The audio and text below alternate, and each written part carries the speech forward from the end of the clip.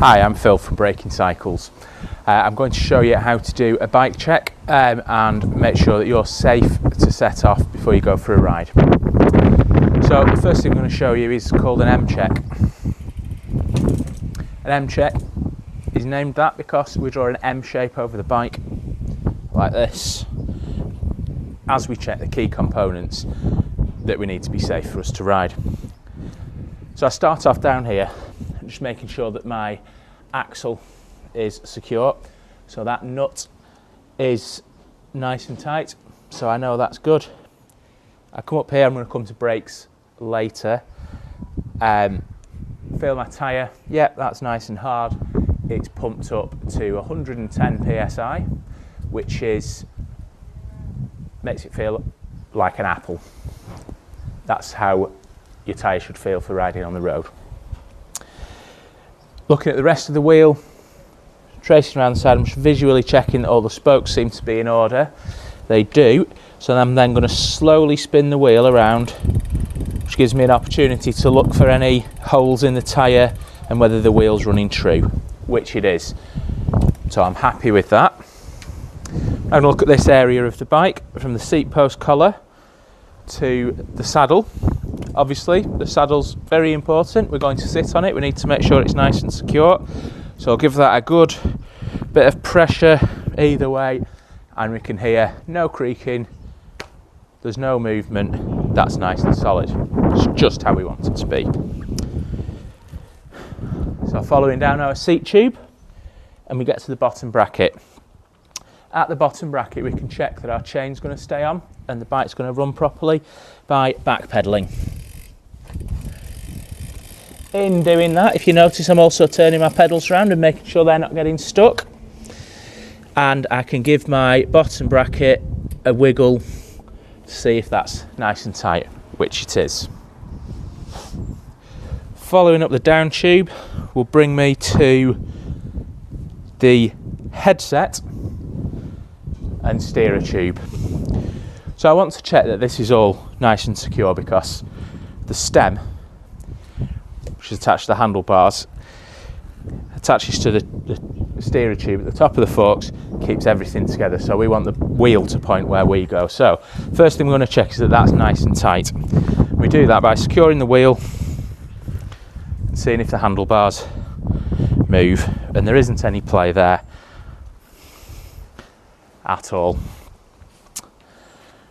Knowing that that's safe, then also have a look for any rattling around here, because this stem can come a little bit loose from time to time. So if I just hold my front brake and put my hand around the headset at the top, I can feel if there's any movement as I move it backwards and forwards, and that is absolutely spot on.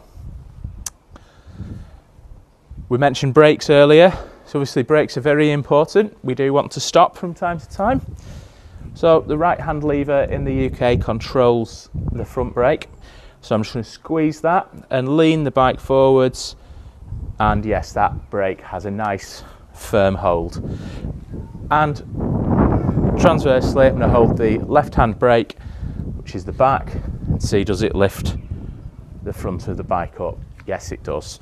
So my front and back brakes are both working properly. Heading down the fork, I'm going to feel, yes, that tyre's nice and hard. All those spokes appear to be in place. The wheel's running true.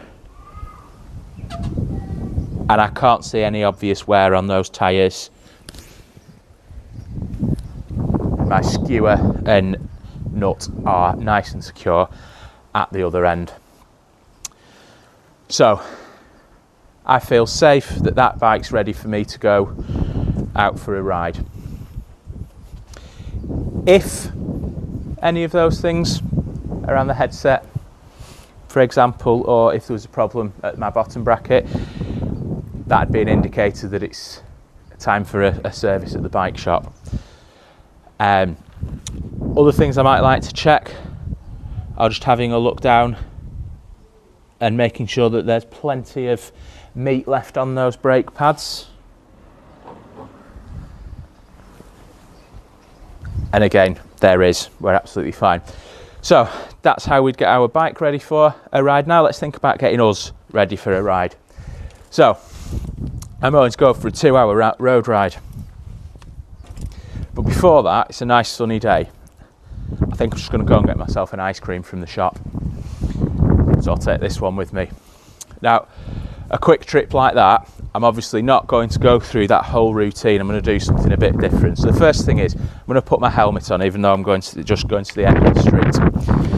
So I've got adjustments on the straps, and I've got an adjustment via this dial at the back.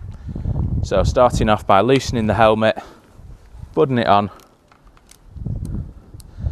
finding its fit, so that I can bow my head with the straps open and the helmet stays on. And I'll fasten it and make sure that it's adjusted so that there's space for me to be able to talk whilst doing that, whilst wearing it comfortably. As I'm only going to the end of the road, I'm not doing carrying a lot of stuff with me. I've just got my lock, a can of puncture repair foam just in case, and a bag for my shopping.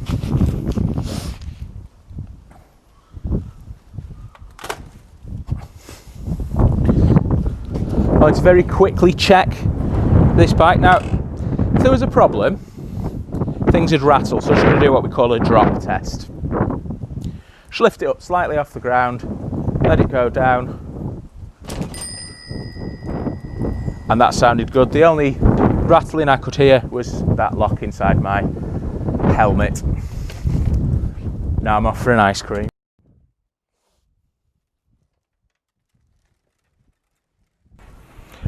So going out for that 2-hour road ride, you'll see that I'm dressed differently.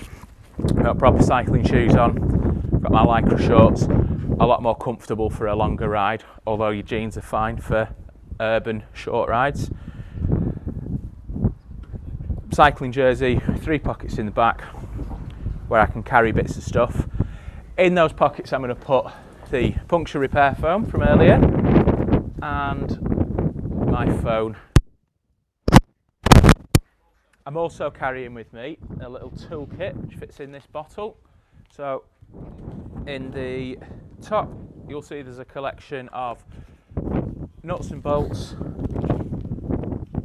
and spare tools. In here I've got a multi-tool with Allen keys, I've got a puncture repair kit, a spare inner tube, CO2 canisters and a pump. And that can just stay on my bike and it'll cover everything. I've also got a bottle of water and still wearing my helmet, and decided to put my sunglasses on as well, as it's actually quite bright today. So that's me ready for my 2-hour road ride. I will see you in a bit.